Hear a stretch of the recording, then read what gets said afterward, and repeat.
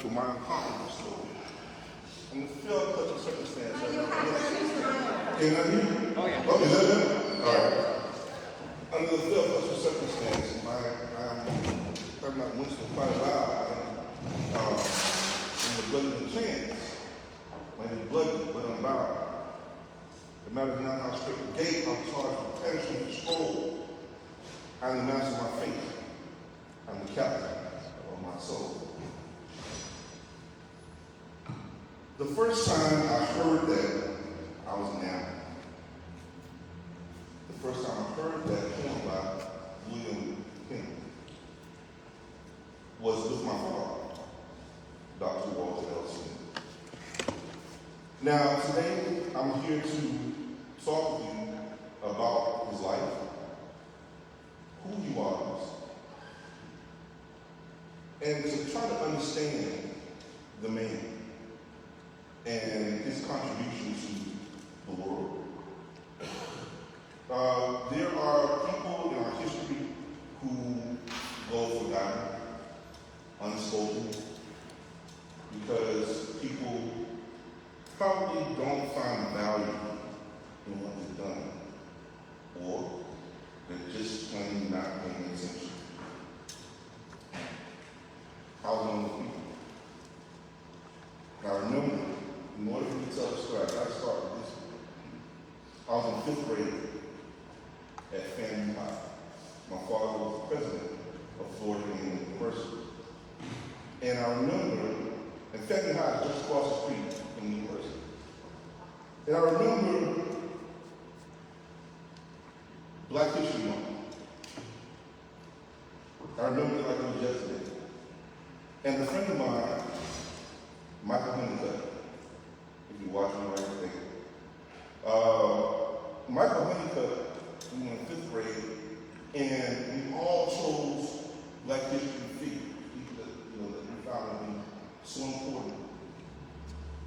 And I recall that for the first time that we did this, he chose my father. I didn't know how to feel about that. I didn't know how to feel about that. Because I think part of me felt not jealous, but ashamed. Now the shame I felt because here is somebody who is one of my dearest friends, and we're in 5th grade, and he found value enough in my father to do a report about it for Black history. I mean, he write about Martin Luther King, he write about Harriet Tubman, Frederick Douglass, people like that.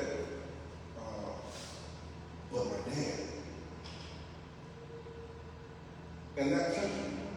And it changed really the way that I saw my father. That was the on switch. That was the on switch. The following year, in 6th grade, we were headed off to Malawi, my brother, my father. So the Smith men were headed off to Malawi, the warm part of Africa. My father had left family as president, and we were going on to spend time with my father and to love my father, right? Because most of our lives, our father was the president of some university, or he was building some university somewhere. And this was our life. Dad was always there, don't get me wrong. Dad was always there. And it was important for Dad to be there. So much so that while Dad, I remember I was there, another short story. When I was in about 4th grade, I remember getting whipped. The reason was because nobody knew where I was on campus. My dad, and I was supposed to be together last year, right? So there were 2 good little girls that I had a crush on. And we were over at the foster, what we call the foster Tanner building. Those who know the family have been to campus, you know the building. That's what the famous March on practice. So there was a hill there. Instead of going to piano practice at Mr. Thompson's house, I let my sister let her go, and I went on to go play with the girls. Well, we were sliding down the hill, we were having a ball, and time just got away from me, wasn't thinking, and I'm going back to the top of the hill, and I'm just having a ball. All of a sudden, I'm about to slide, and I feel this hand grab me by the back of my neck, and I'm standing up, and I'm like, I look back, and it's my dad. He grabs me and puts me in the back of the silver LT, and he drives me down to the administration building, beating me all the way to the administration building. Why? Because there have been bomb threats, there have been death threats to our family at the time. And I didn't understand it. I didn't know that at that age. I didn't understand any of that. But that was our life. That was part of the reason that we lived the way we lived, was because our father was very protective of our family. And so it worried him, and he had a heart attack. He had a heart attack in office. I'll never forget that, because I woke up from going to sleep that day for my mother's birthday. We were supposed to go out for her birthday.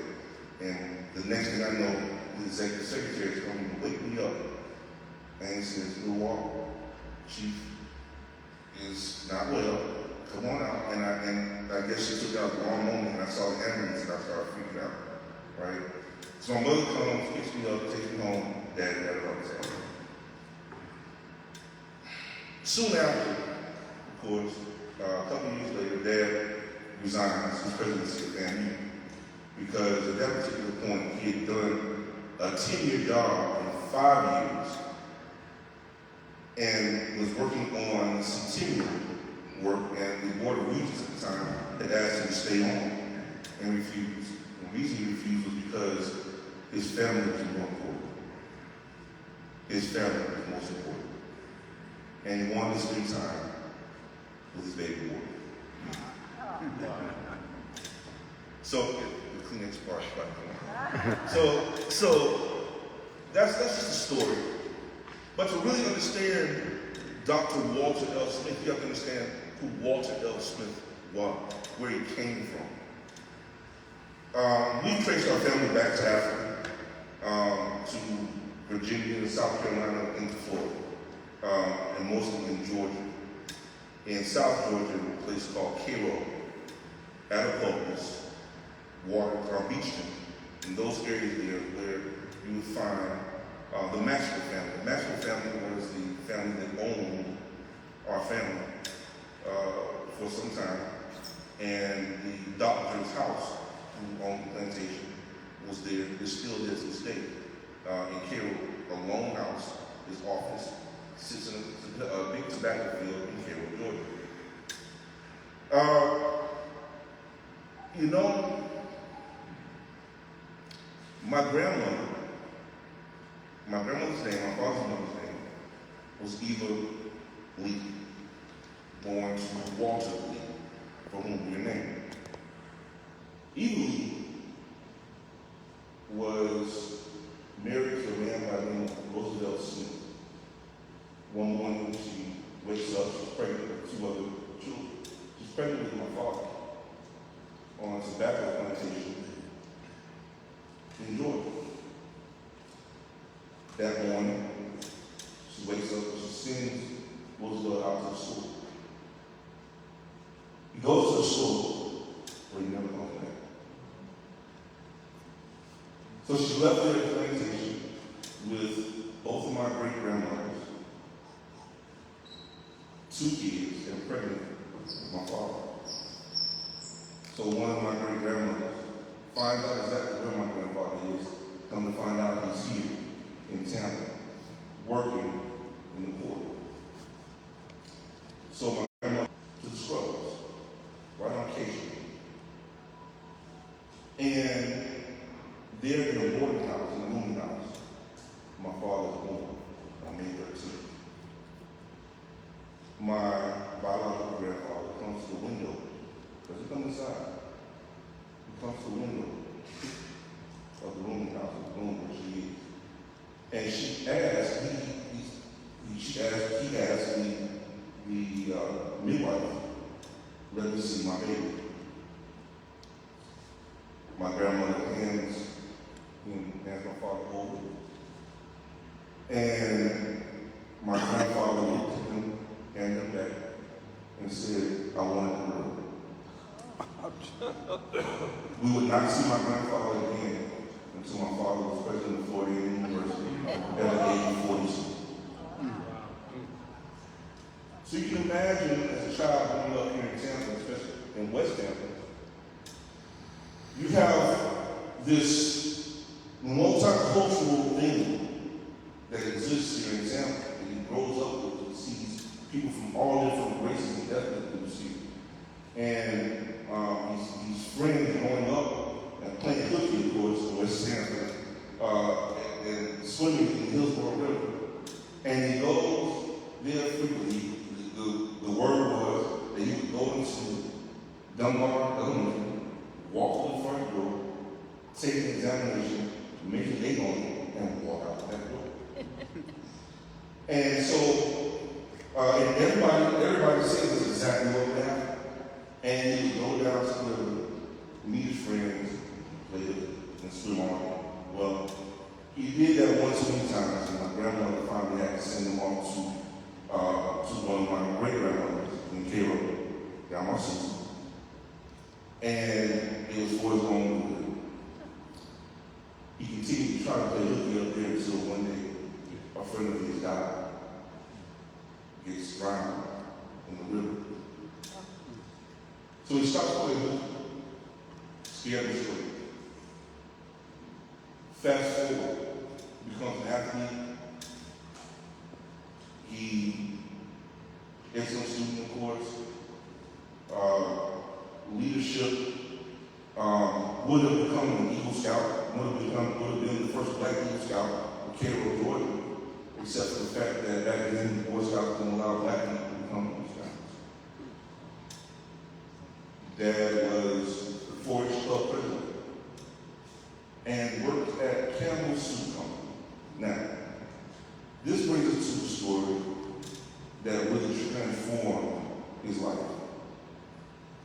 All of this meteoric rise, and all of a sudden, one fateful day, he goes off and returns from doing a 4-H club presentation.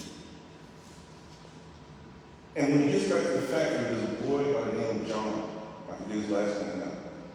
But John was white. And he and my father, at least my father thought, were friends.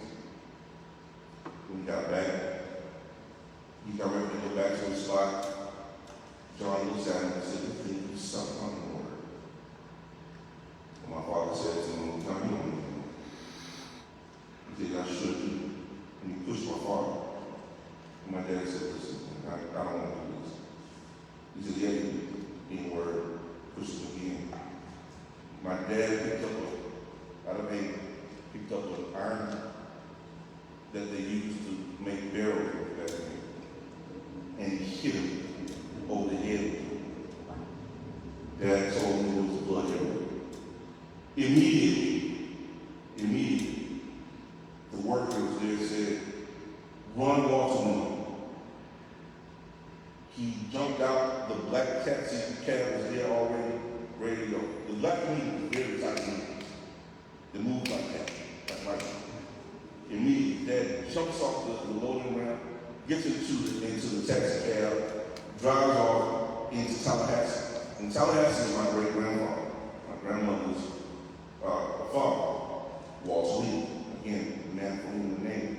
Walter Lee was the caretaker, the first janitor, and caretaker for Florida University's campus.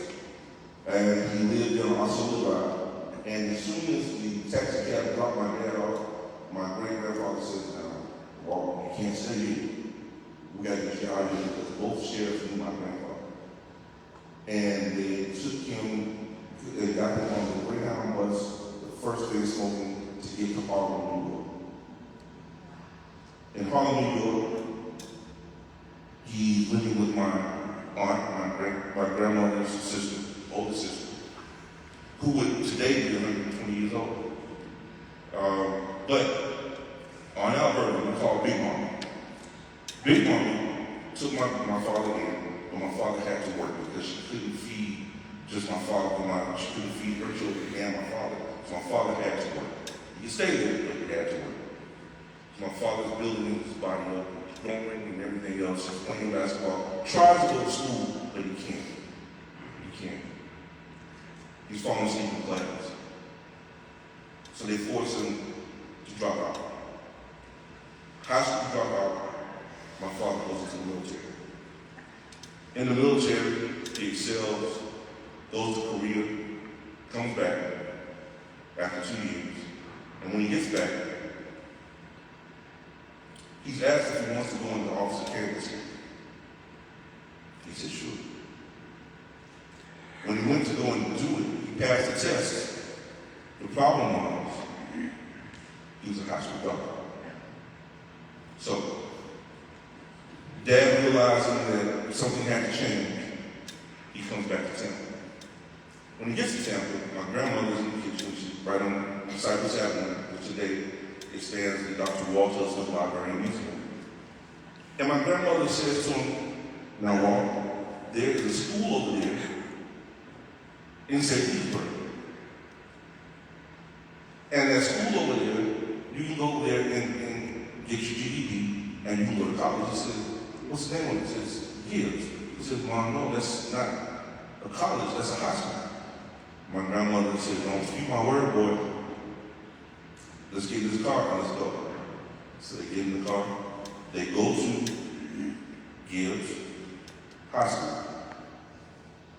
Dr. John Rimmer was the principal of the high school.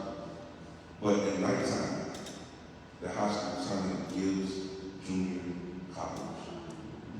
And it's there that my father transformed his life forever. He went there, became the first student government president, played basketball, graduated in sciences, went on to family. There he made a pre-med biology degree, got his degree, got his master's degree, went on, and finally became Dr. Walter L. Smith when he went on to FSU the year I was born, in 1973. Now, by this time again, fast movement, brilliance, things that you would not expect from a guy who came from struggles, fathers, big time, worked at a soup company, lived with sharecroppers with his grandparents, high school dropout. You would not think that this type of rise would happen, but it did. Because it was the type of intestinal fortitude that my father had. It's the same intestinal fortitude that he continued to pass on to students of his consistently. Everybody he came into contact with, it was necessary for him to build. And so my father became known as an architect. When you go to family, you hear stories and things that are told about his birthday family, you'll find that he's known as an architect of family. And the reason is because everywhere he went, he built something. And he left something behind. Kind of like the Egyptians, right? So Dad comes here and he becomes the first black provost at ACC. Young men who live over at this particular time live on Morrison Avenue. Those people who live in South Texas, you know what that is. You know what the Sunoco is on Morrison Avenue, right? The house right next to it is a duplex. That was our house. So, Dad goes and says, hey, the president of ACC comes to his office one day. He lights a cigar. My dad hated smoking. He hated smoking. But the one thing about Dad was, he commanded respect, right? So he comes in after doing collective bargaining and setting up the first Black History program there at ACC. And he comes to his office one day, and after being pushed constantly by the president to go to take a job at another university, another college, my dad said no. He comes in and he sits in my dad's desk. Dad walks into his office and I used to see my dad say, Mr. President, why? I'm allowed smoking in my office. He said, yeah, but this ain't your office. I said, what do you mean? He said, have I done something to hurt anybody? What's the problem? Am I not doing my job? He said, no, you're doing fine. He said, we're going to take that job in Roxbury. This is 1974. So by 1974, he goes into Roxbury, takes the job, leaves Roxbury, Massachusetts. He becomes the second president of Roxbury Community College. Moved the college from where it was because there was a race riot and determining the overwhelmingly majority white school system there determined they were going to take the college over. Dad got there, moved the college back to Roxbury, where it belonged, in a monastery, in an abandoned monastery. It used to be in a car lot, an abandoned car lot that was in a white neighborhood.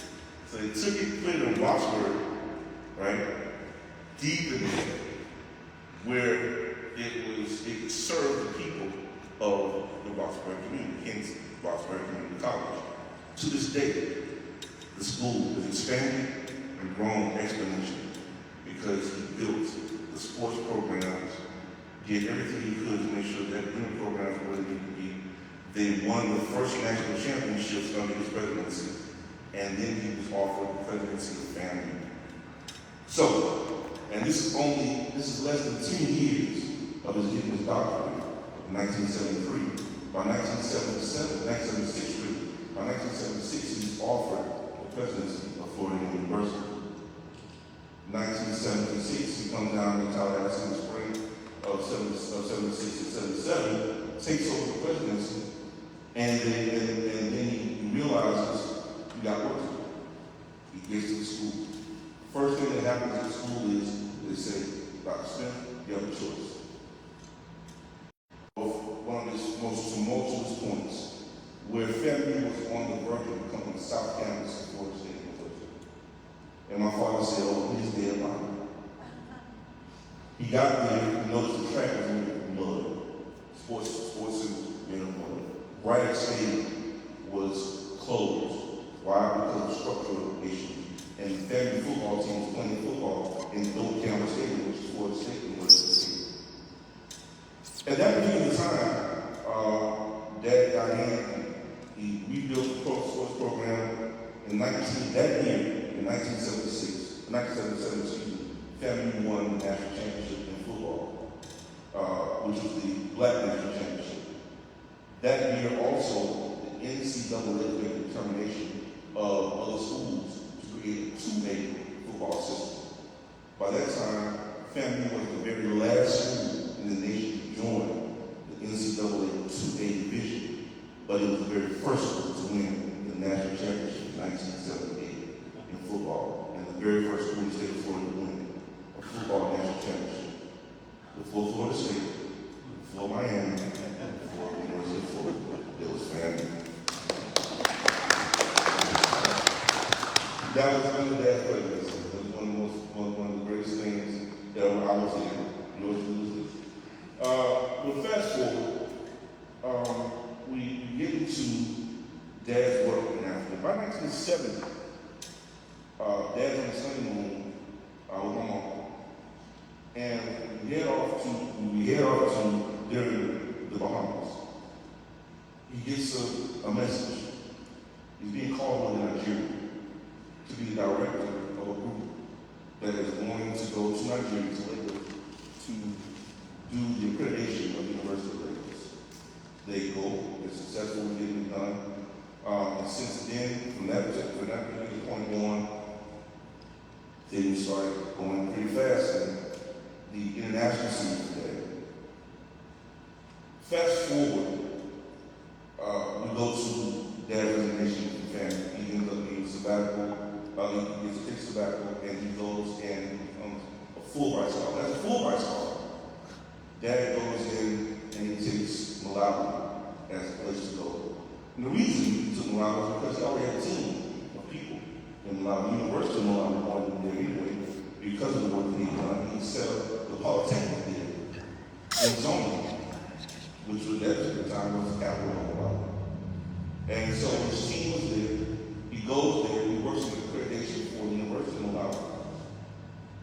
they go off and, I'm in boarding school, this particular point, like 4 hours away from my dad and my brother. My brother goes and he's in school there at the university. He plays basketball there. My dad coaches the basketball team. They go to Zambia and Zimbabwe, and they win the national championship in basketball. And that is this big deal. That's a really, really big deal. Now, I can tell you a bunch of stories about that whole trip to Zambia. By the time that we were pulled over by the rebels and held captive, but I won't tell you. That's story for another time. But I'm going to fast forward and tell you about South Africa. Dad was brought to South Africa for the purposes in 1988, 1989, during the time we were in Malawi. My brother and I came back, my father stayed. He went on to do feasibility studies for the community college system, the American style community college system implemented in a post-apartheid situation. So you get that feasibility study. USAID calls on Dad and says, we need you to come back. We want to implement the American style community college system that you set up for us in South Africa, post-apartheid. This is 1990. 1994, Nelson Mandela becomes president of the nation. I'm there, studying engineering. Dad is there with mother. And there's all this work that has to be done. And it's incredible to see and to know the history behind that, because when Dad got there, he was detained by the police. Why? Because he was doing something that at that particular time was illegal. The Banks of Education Act, which was put and institutionalized by H.W. Ford under the South African Parliament, actually was still active. So it meant that you could not teach English in the school system anyway to indigenous people as a form, as a medium of education, which means that at that particular time, you were able to oppress the indigenous people because they could not compete on a global economic scale. So the people protested. People got killed. So when you see Sharpeville and places like that, you hear those stories, that's the reason why many people were being killed, why they were being held captive, why they were put in jail, why they were murdered by the police and by right-wing extremists. In order to suppress education. My father fought against that and established a system that transformed education in South Africa forever. Few people talk about that because few people know about it.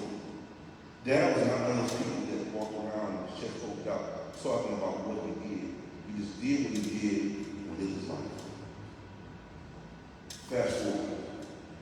Dad comes home. He's retired.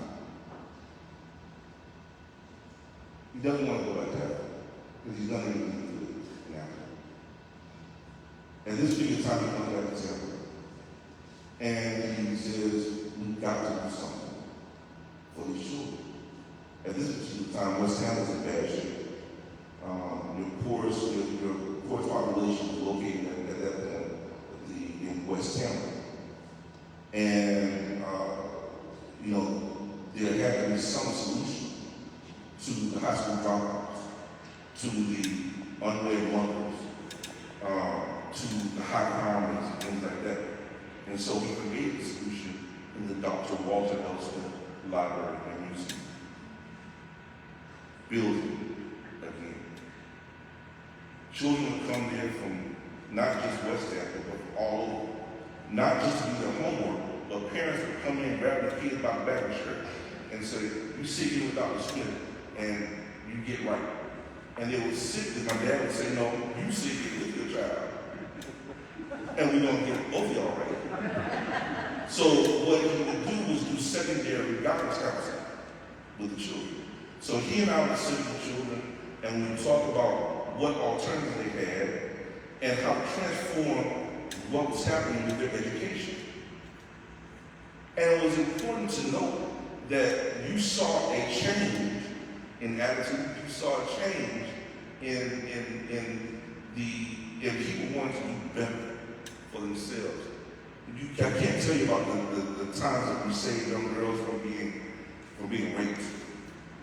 That we got kids out of abusive homes. We protected people, these children. And it was incredible to see the transformation. When you see gentrification in a community that transforms the way that you identify a place culturally, it becomes unrecognizable. And when it becomes unrecognizable, it's hard to see the work that's actually being done from the people who are already there. The people who live there will also be pushed out. They live in the outskirts, they're going on to college, but we know that the kids that we touched went to college, where they had jobs, and they were functioning, productive citizens of Tampa and the state of Florida, and ultimately the United States. And one of the biggest things that I can tell you about my father is that he was so proud of that. He spent every penny of his retirement to make this happen. Everything else that happened along the way doesn't matter. Because despite any of that, he did the one thing that he always preached to us about. He took what he had to make what he wanted, and what he needed to make it work for the community, for the people of this town, this city. So on Thanksgiving evening in 2021 is where the things came. For the first time ever, I'm getting a chance to actually talk about this publicly like this. And I don't necessarily want to cry about it. My wife and I sat in Avenue Hospital.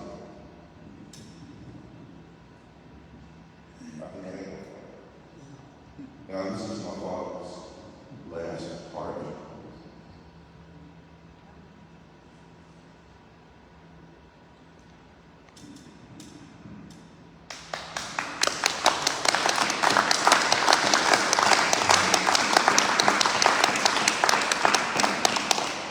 Now, this is my father's last party. And the story goes like this.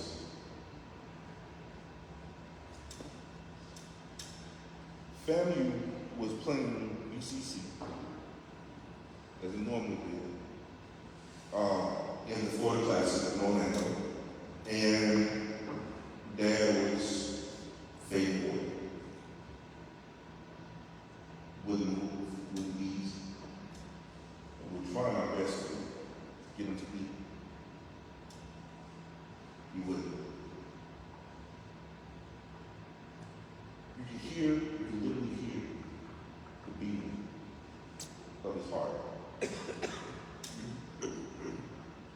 As I sat there, I said, Dad, we won before the class. He opened his eyes. And I said, the margin 100 really showed out. And he opened his eyes wide. He sat up in bed as much as he possibly could, straightened himself out. And I said, you want to see it?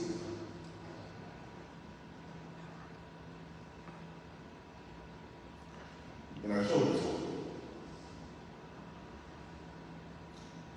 He watched it. And literally a tear ran down his face. He took his deep breath, grabbed my hand, close his eyes, and died. Thanksgiving night, 6:35 p.m. I heard my dad's heart.